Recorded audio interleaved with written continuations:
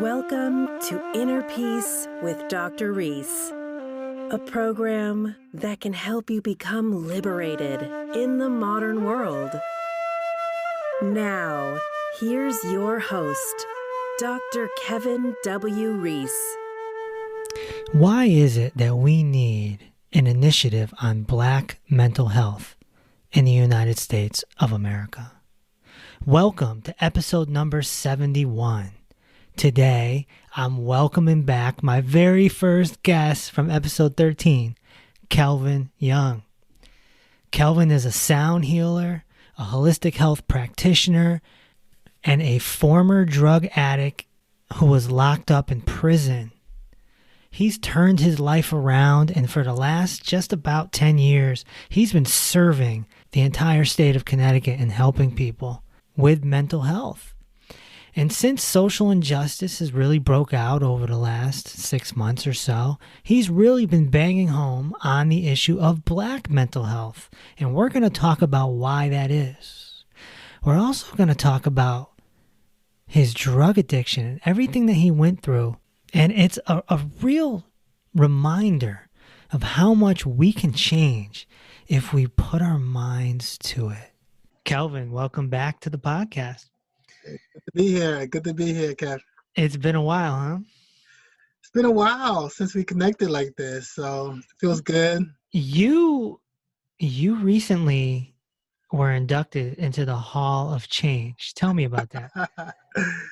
Yeah, it really is a pleasure and honor to be a part of Connecticut and nationwide, what they call the Great Eight.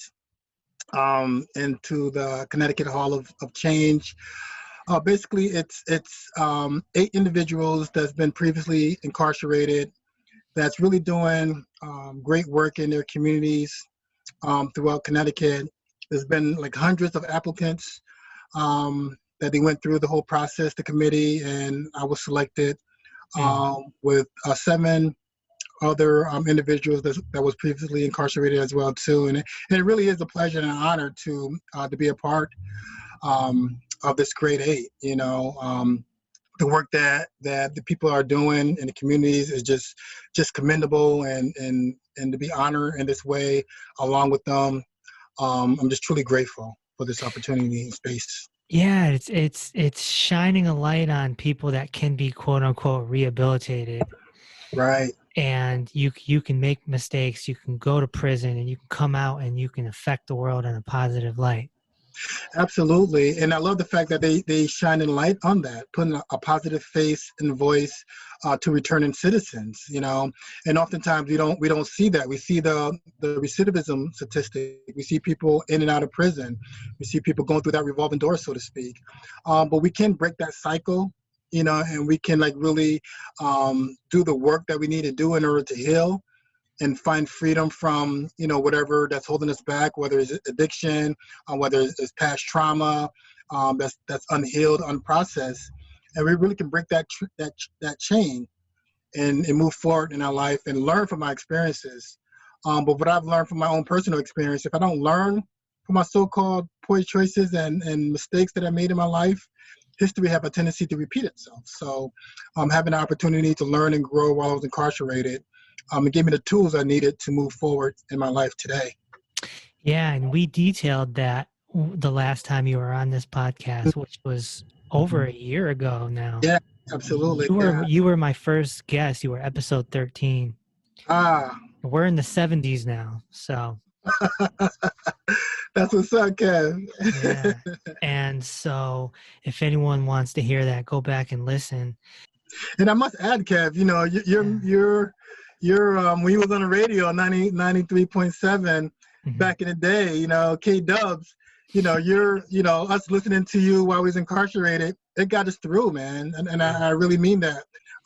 You know, your show during that time, it was during the weekend, I believe Saturdays, on Saturday night, and you played all the 90s at 9 and all the old school music that I grew up to, and it kept me going, man. You know what I mean?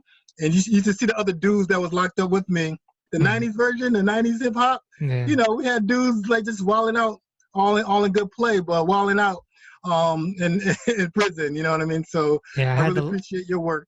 Thank you. I had the letters segment And the too. letters, yeah, Letters from the Bing. yeah, absolutely. I still got jail mail all over the house, you know?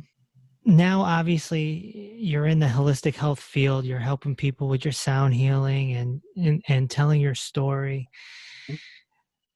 But something that's, come to the surface over the last few months, besides a pandemic, has been the social injustice. Yeah. And so now I'm seeing um, you starting to promote Black mental health Hmm. and shining light on that. Could you expand on that and why African Americans need mental health modalities as well? Absolutely, Kev. When I think about the history of how my ancestors came to America, it was through the process of enslavement. My ancestors was captured and enslaved and brought here through the Atlantic slave trade, and just the process alone of coming from western parts of Africa to the United States was very, very traumatic. And we dealt with slavery. We dealt with the Jim Crow laws. We dealt with the KKK, public lynching. We dealt with the civil rights, considered 3/5 of a human being. All those different experiences that Black folks, my ancestors, experienced in life, that trauma has been passed down to generations to generations to generations to me. So therefore, as we go through, 2020 and all these different things coming up, we're seeing Black and brown bodies being murdered by people that our taxes pay for to protect us. So that sense of safety is not there. So we in that state of survival mode, that fight or flight, or in people that experience trauma, we in that freeze mode as well too. So we don't even feel safe in our bodies, and the trauma that's in our body from our ancestors, that intergenerational trauma that's been passed down to all of us. It's in our bodies, it's in our muscles, it's in our tissues. Our cells have memory, and our body keeps score of all of our experiences that we go through in our life. So when we see Black and brown bodies being murdered, being killed, that activates our trauma that's in our bodies, that's in our DNA, that's in our cells, that's in our muscles. And not only that, our own personal traumas that we're going through that's unresolved, our own personal pains and struggles that we're going through. I remember, watching the video of many Black and brown bodies were murdered and killed, but watching George Floyd, particularly, that video circulating through Facebook, that brought up so much raw human emotion within me. It brought up grief, it brought up sadness, it brought up anger, it brought up frustration, it brought up just all kinds of intense emotions. And I'm grateful that I have my tools in my life, such as the sound healing, such as the deep breathing exercises, such as Qigong. And I'm grateful for my support in my life, for my partner, Rebecca, for my family, my friends, my loved ones, the people that care about me, my therapist. And I remember watching that video, and I literally had to go outside, take my socks and shoes off, and literally ground myself on earth. And because all the intense emotion was very heavy. I didn't realize how triggering that was until the next day, because I woke up with a very heavy heart.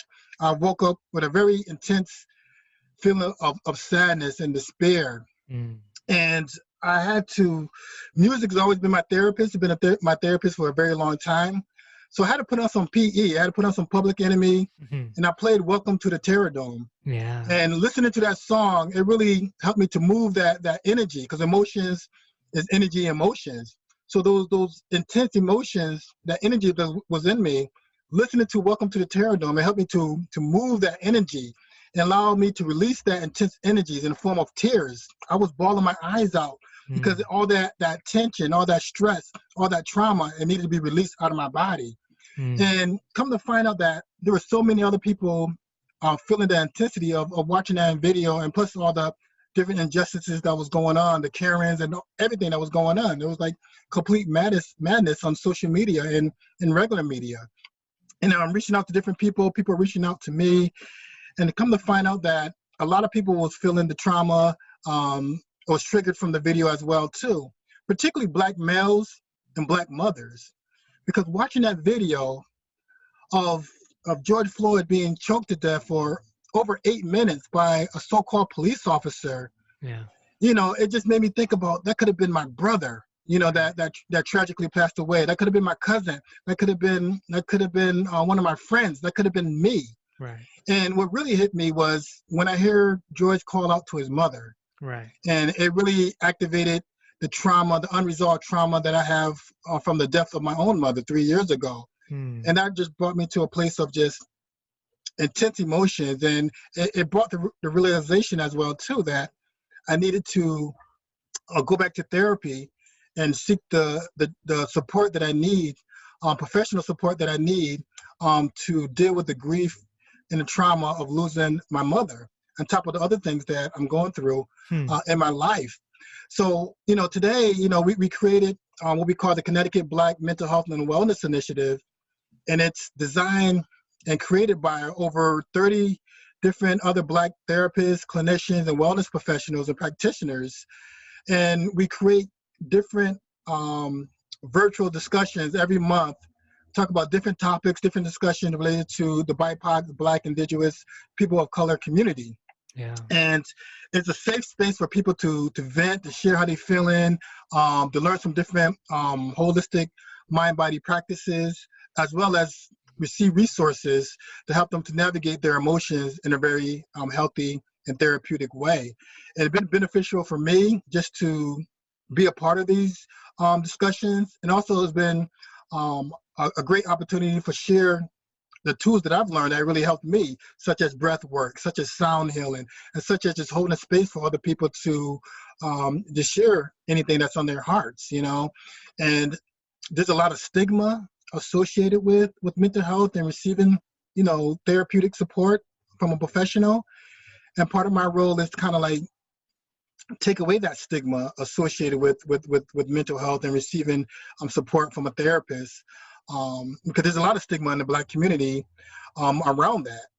And, part of that is having those discussions, talking about our mental health, challenges that we face in life, and knowing that it's okay to not be okay, but it's also okay to seek support when you're feeling not okay. Yeah. That's an interesting statement. It's okay to not be okay. Yeah. Everything that you just said a lot, so let's unpack just slightly. But, what you said about, these feelings of like coming from generations, it's almost like genetic PTSD, Yeah. It's like African Americans have been through so much, and Native Americans as well. Right. Absolutely. Absolutely. Then on top of that, we live under a white supremacist culture, and what I mean by that is that there's systems that we live under, whether it's criminal justice system, whether the healthcare system, whether it's the education system, all the systems that we live under is very oppressive to brown and Black folks and people of color. And we also got to understand white privilege and what that means to benefit from these oppressive systems based on the color of your skin.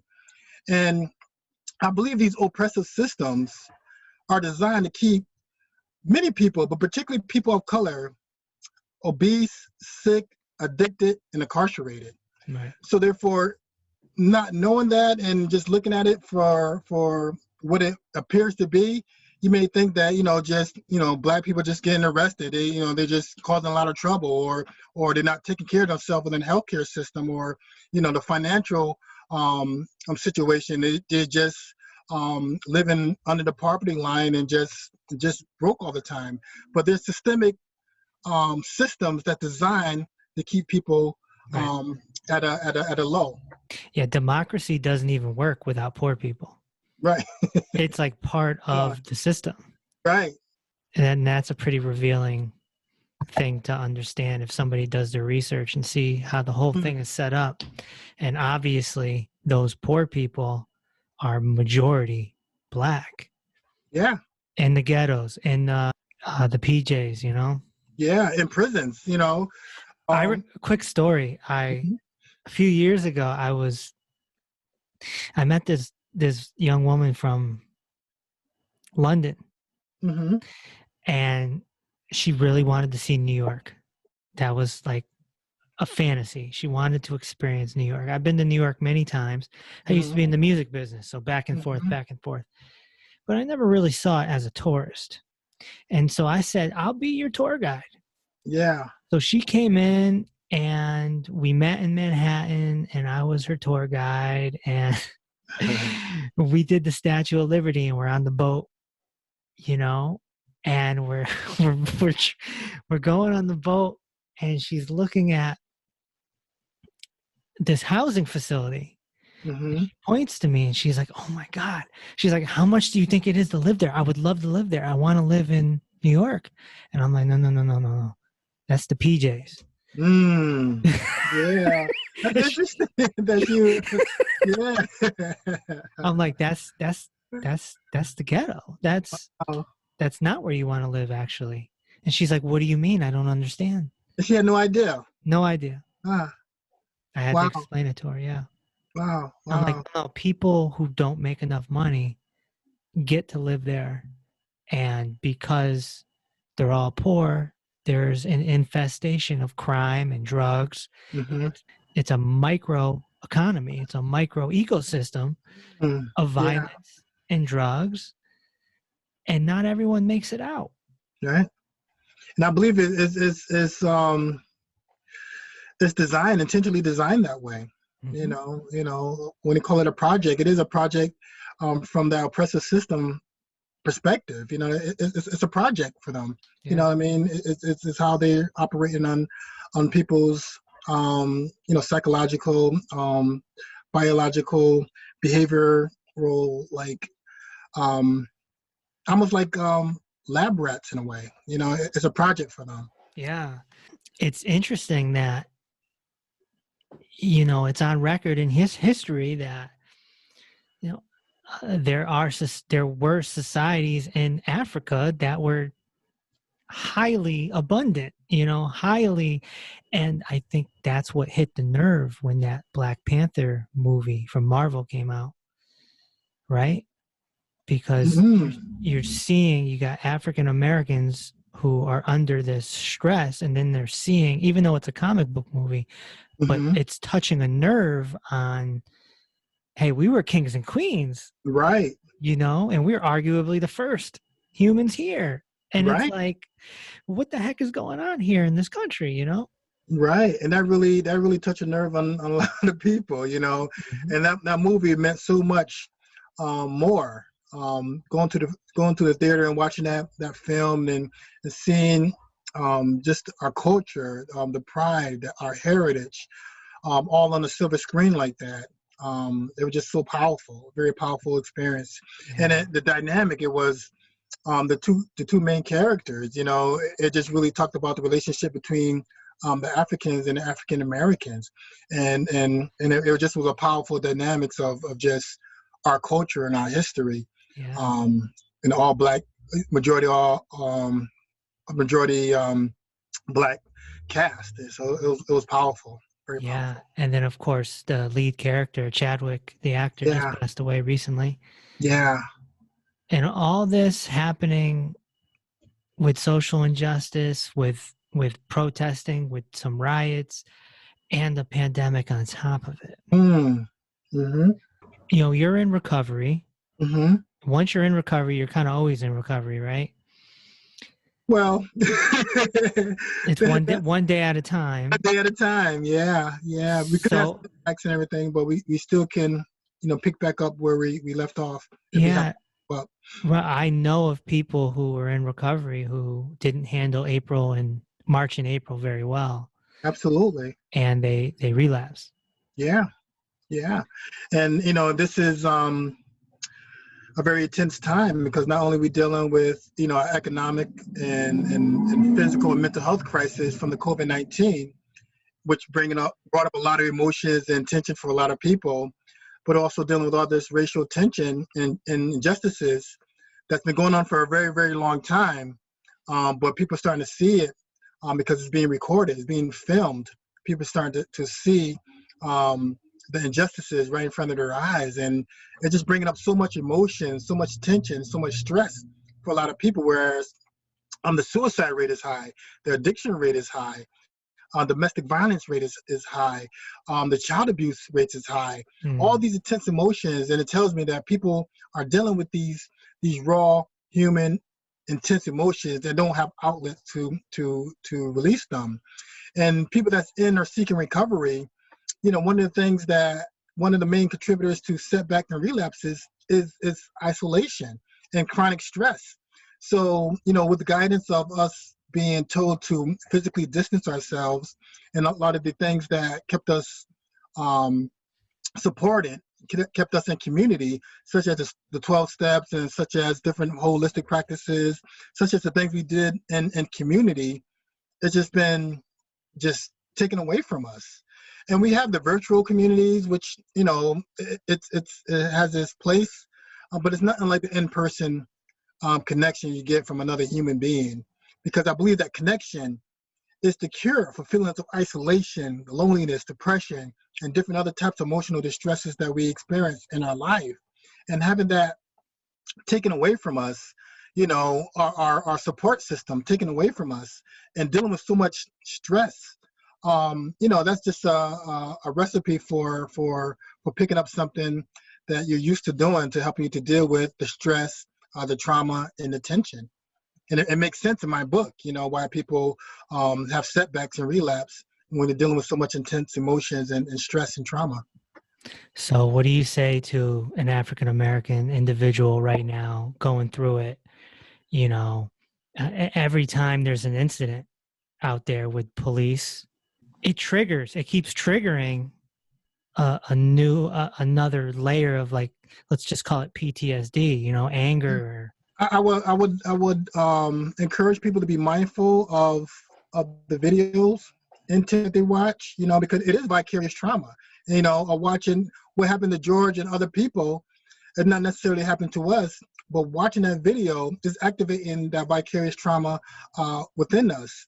So just being mindful of the video intake when we see Black and brown bodies being murdered, and also know to check in your body and know how you're feeling, and I have this thing called the feeling wheel, where it describes different emotions and different feelings that comes up within us in our bodies.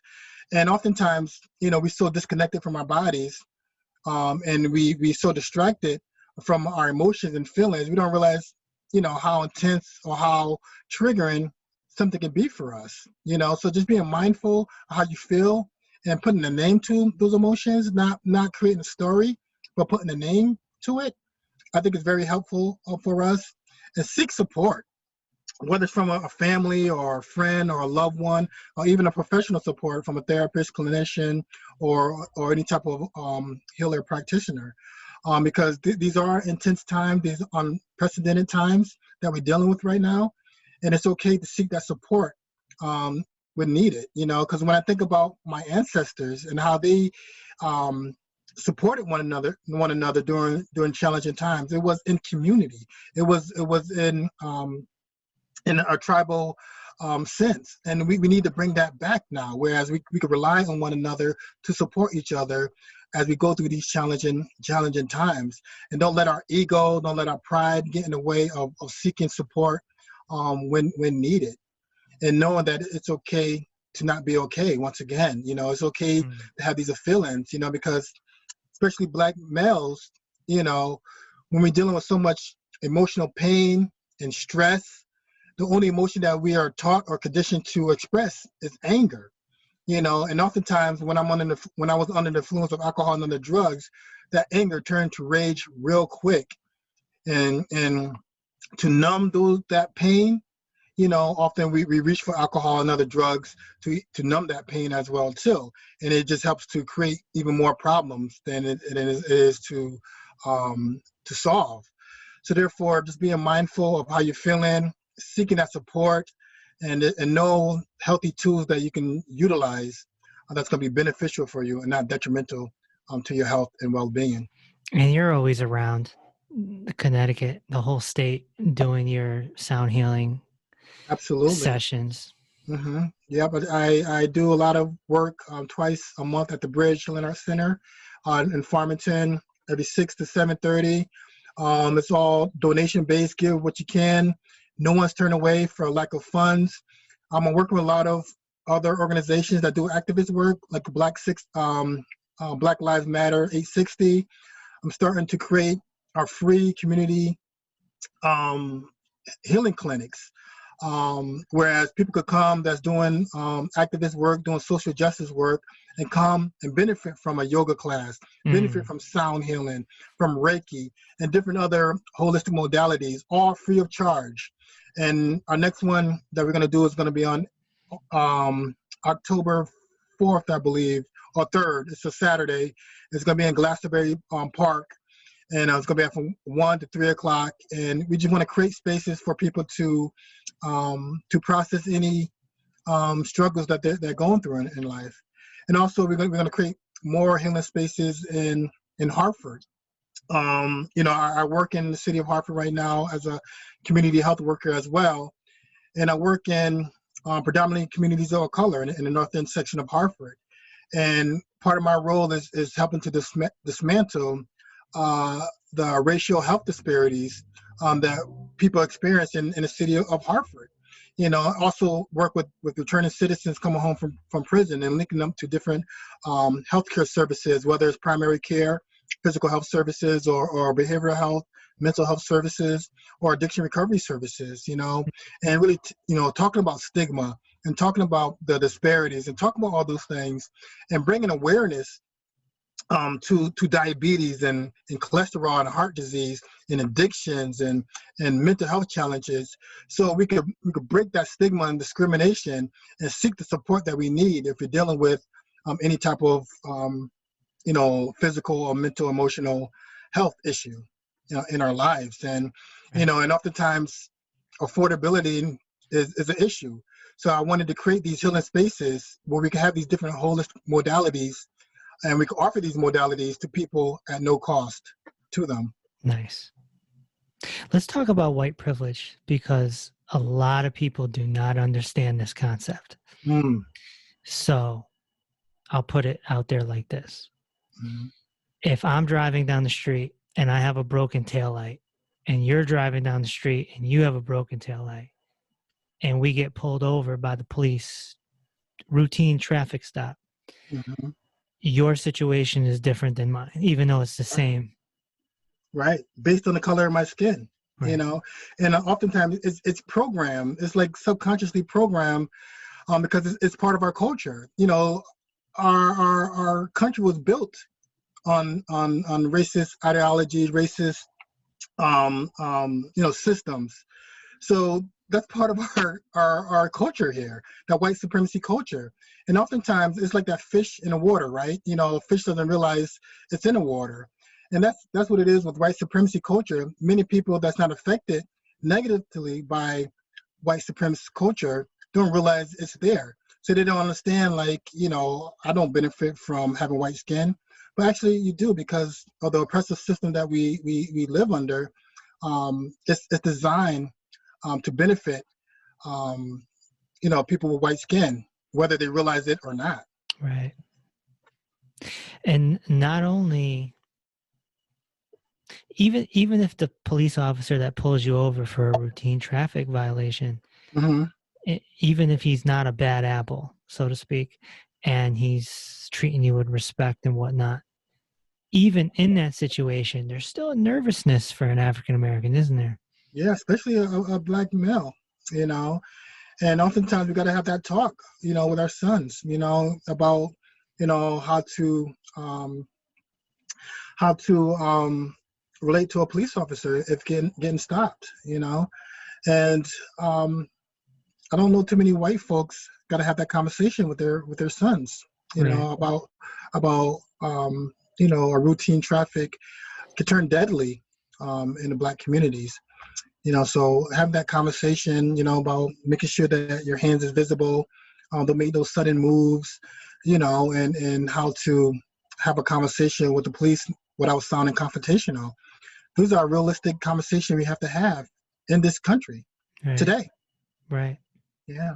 And that just recently happened with, I believe his name was Blake, last name Mr. Blake. Yes. And he walked away from the cop, like, and Yes. and then he tried to get in the car and the cop shot him 7 times. Yeah. In front of his kids, that I believe, and just imagine the trauma that his kid's gonna experience, the trauma that he's gonna experience in his life, and his life is altered, you know. And to me, there's no justification of using that many rounds of bullets, or even using his gun, period, Right. to stop him. And it just goes to show, if that was a white person, chances are that wouldn't happen. Right. I mean, there's a couple instances where a white, one of those school shooters, or they shot up a few people. Mm-hmm. And there's one incident, I forgot his name, but there's one incident that the cop brought him to get some food from a fast food restaurant before turning him in. Mm. And he killed several people. It's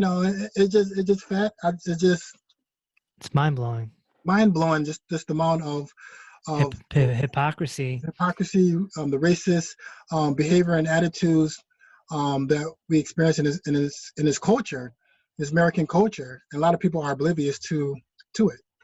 Yeah, and a lot of people might debate that and say, well, he was walking away. He wasn't listening to the police officer. You're supposed to listen. That's the authority. But as we just discussed, Mm-hmm. some Black people are scared of the cops. So Right. They could either be scared or purposely defiant because they're upset. They might not be going against the authority out of spite. It's just fear or anger. Right. Yeah. And so that adds a whole other layer. It just adds there's so many layers to this. Yeah. And that excessive force was totally uncalled for. And, that's the bottom line. As a police officer, it was only one person. They couldn't, they couldn't take, they couldn't handle him without using excessive force. I mean, right. Wow. And there was more than one police officer, I believe, there. Yeah. So yeah, that says a lot to me. Yeah, he was supposedly breaking up a fight. Right. That's what I heard. And so just being around a lot of fights in my time, I can imagine everyone's adrenaline's going. Right. So he's not just walking away from the cops. He's walking away with adrenaline running through his body. Right. He's upset. If he's breaking up the fight, he obviously knows one of the people in the fight. Right. So it's this huge emotional fire. Right. And nobody knows how to communicate. And nobody knows how to just de-escalate the situation. And plus, on top of that, I believe he had his kids in the car. So he might want to get his kids away from the scene. From just all the violence and all the chaos that's going on. Yeah. And luckily he survived, but he doesn't know if he'll walk again. Yeah. So here we are. Here we are.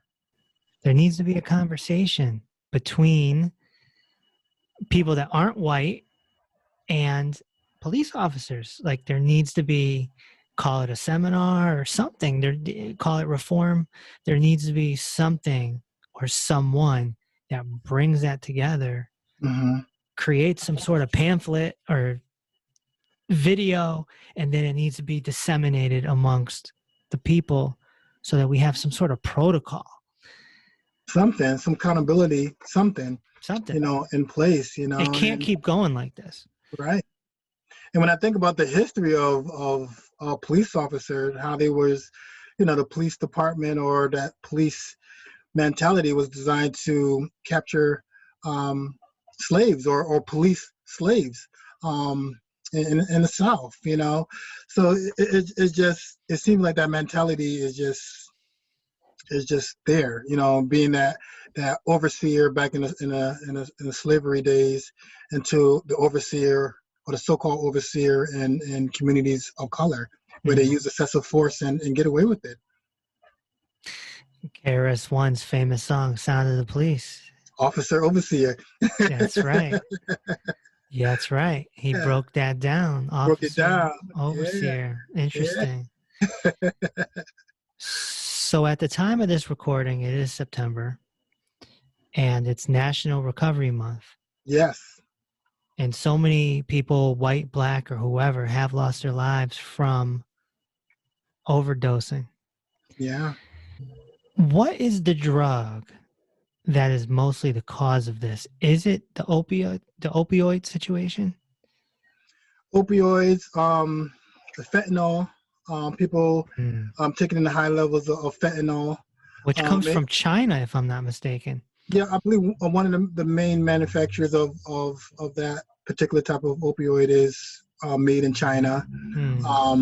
And you don't need that much to overdose. And heroin has been around for a very long time. People have been overdosing for a very long time. Many people are overdosing. I think since the pandemic, the overdose rate has spiked 22%. And it is not being recognized or looked at because of COVID, because we focus more on the pandemic. But many people are dying during this public health pandemic that we experience right now. And I believe that addiction is a public health crisis that needs to be addressed as well too. And we have this perception of people that use heroin or use any other opiate, and we think that it's less than, or it's not a concern, but they're human beings as well too, because behind the so-called addict is a human being that experienced a significant amount of trauma, emotional distress, and toxic chronic stress, and looking for a sense of relief from that distress. And we live in a culture and a society that conditions us to reach for something outside of ourselves, but dealing with any type of pain, whether it's a physical pain or emotional pain. As a kid growing up, if I ever had a toothache or a headache, I was conditioned to reach for aspirin and Tylenol. And for me, I use a physical painkiller such as Oxycontin and Vicodin and Percocets and heroin to deal with an emotional pain. And it worked for a while until it didn't work, and I got caught up in that very vicious cycle of addiction. And we think about addiction, we got to look at the root causes, not only our individual traumas, our past experiences, the chronic stress, but look at the social issues that's going on right now, and the social stress and anxieties, all these different conditions that we experience in our world. People are just feeling off balance and stressed out. We live in a culture that calls for instant gratification. We want that quick fix for everything, and whether it's illicit drugs, such as heroin or cocaine, or prescription drugs, such as Oxycontin, Vicodin, and Percocets, to me, it's still a drug, and our liver, our body organs, can they really tell the difference whether it's an illicit drug or a prescription drug, And, and we're using that drug to medicate, to deal with the pain, deal with the trauma, whether it's physical or emotional. Yeah, and a lot of folks who get addicted to the opioids, once the opioids are harder to get a hold of or they're pulled away by a doctor, they move on, they start looking for heroin, right? Hey, absolutely, right, because it's a cheaper version, but it's so... you don't know what you're getting nowadays, Yeah, because they can put they can put the fentanyl in the heroin, right? Yeah, many people do, just to increase their profit margin. They cut it with fentanyl or any other agent that could be detrimental to a person's health. And I saw you posted on your Facebook not too long ago of someone you knew who just overdosed, right? Yeah, it's just so sad. Somebody that I grew up with, we hung out, we did heroin together, and there were days when we were driving, going back to Middletown from Hartford, and he's driving, and I'm in the passenger side, and I literally had to hold the wheel so he could put the needle in his arm and use the seatbelt to wrap his arm around so he could find that vein. It was just it was the situation that we were living in, but the people that we were surrounding ourselves around, that was almost like normal in a way, the way we did heroin, the way we did cocaine and other drugs, whereas, most people, if I tell them that story, they're like, what the hell is wrong with you? You driving, holding the wheel while he's shooting up heroin while he's driving. That's crazy. But it was like, okay, let me hold the wheel so he could get his fix, That's some movie stuff right there. Yeah. And when I got the news that he passed away, that really, really triggered me and just brought me back to all those times that we shared, because we might have been in those addictive states, but I do remember some good times that we had together, Sure. in that addictive states, and just reminiscing about those times and his life. And he's a very smart, intelligent human being. He was more than just an addicted person. He was witty, he was fun, he was a hard worker, and he was a good man. Drugs are like a possession. It possesses you. It takes over. Yeah. And I've known you for a while now, and I know Kelvin Young, the holistic health practitioner who travels around, and so to hear those stories is wild. I thought my past was crazy, being a radio personality. I'm sure it was. I don't got stories like that, bro.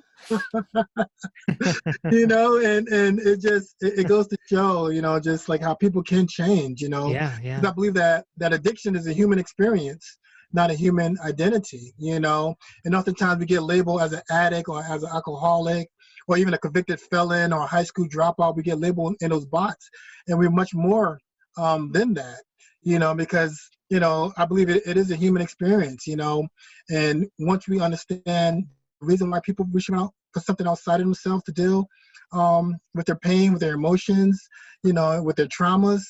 And to me, that helps to, once we understand the root cause of why people are reaching out for drugs and alcohol, then I believe we can humanize the experience. But when I'm labeled as an addict or alcoholic, that's not humanizing the experience. I prefer to use language that describe from a person-centered perspective. So the addicted person or a person with a substance use disorder, not forgetting that's a person too that might be having issues or struggles with an addiction. Right. Kelvin, what's your website? Is it kelvinbyoung.com? Yep, kelvinbyoung.com. If you're looking for individual private session or group session, I am doing a lot of outdoor events as well, too, in-person events, because I believe we need that sense of community. But we're also following the Connecticut guidelines. We are practicing safe physical distancing. So all the mats are 6 feet apart, and we asking everyone to wear their mask when they come into our spaces. And I also have a line of cacao out right now called Cacao Love. And cacao is a superfood. It has so much nutrients and what our body needs in our lives. It had ashwagandha, it had monk fruit, and we just want to really create a space where people can heal, people can talk about their emotions and feelings in a safe space, and welcome new foods, new ideas, new ways of living that's more harmonious into healing instead of disharmonious and causing illnesses, disease, and stress and struggle in our lives.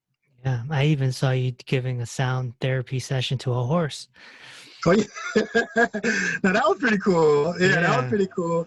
And the horse, it was a new horse, and for what I've learned, that some horses, when they first come into the farm, a lot of horses could be territorial, and the horse had he was injured by another horse, and I could sense the pain that the horse was in, and I did a sound healing session for the vets,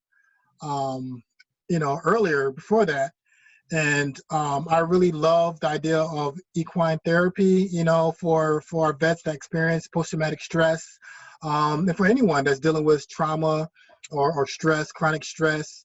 And after we went down and checked out the horses, and I never grew around horses, so it was a little different experience for me. But understanding the pain that the horse was in, and just using one of my metal bowls from Nepal, and just the curiosity and see the response from the horse it was like just priceless, and to see how the horse actually like calmed down and just kind of like just was mindful. And I believe horses are very, very intuitive, very intuitive. Sure. Yeah. They're just like dogs. Yeah. Just like deer. Yeah. Just like pigs.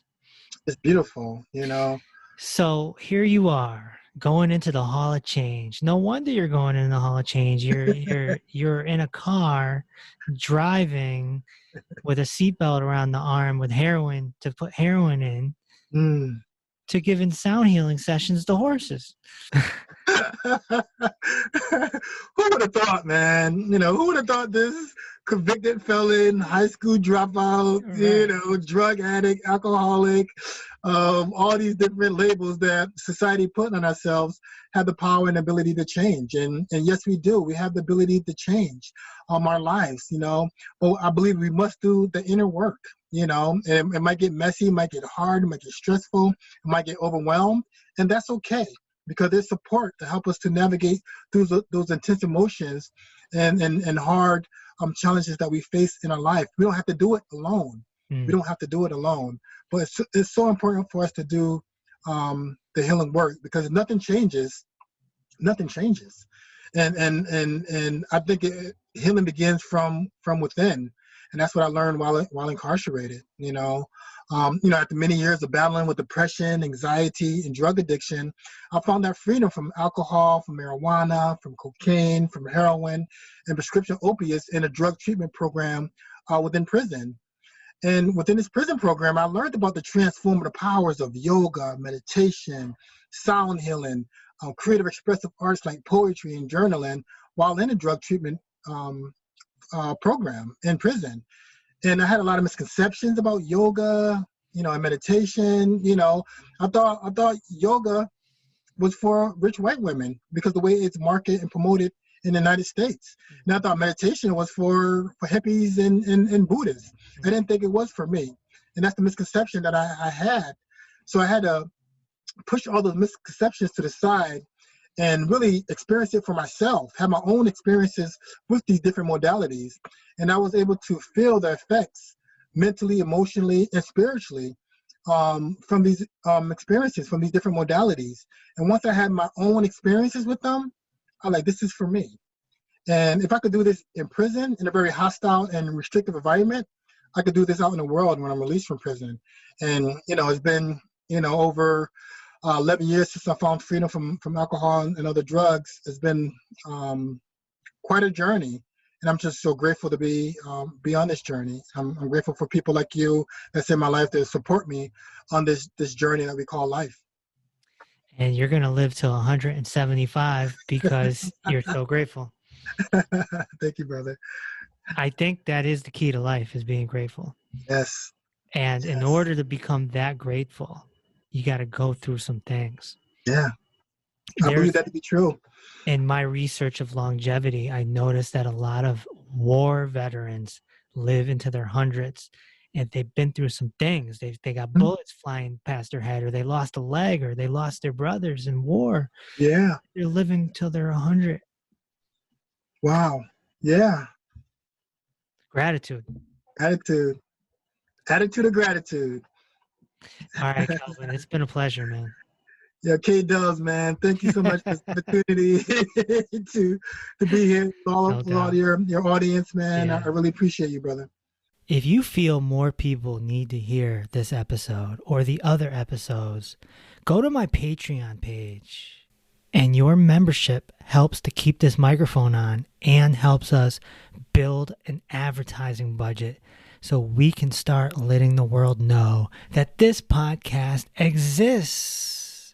From Kelvin Young to Santos Bonacci to Dr. Robert Morse to Dr. Gabriel Cousins to Don Miguel Ruiz Jr., and the list goes on. More people need to know that this exists.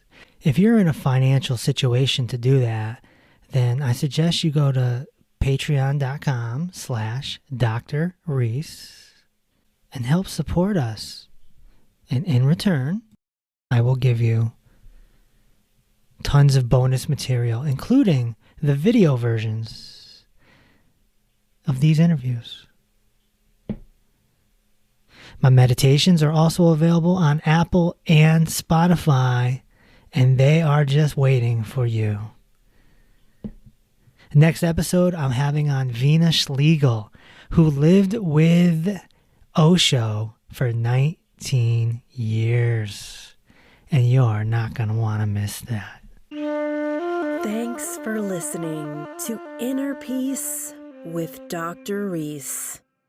If this episode opened your heart, feel free to share on social media and tell your loved ones. Also, be sure to subscribe so you never miss an episode. Until next time, may peace be with you.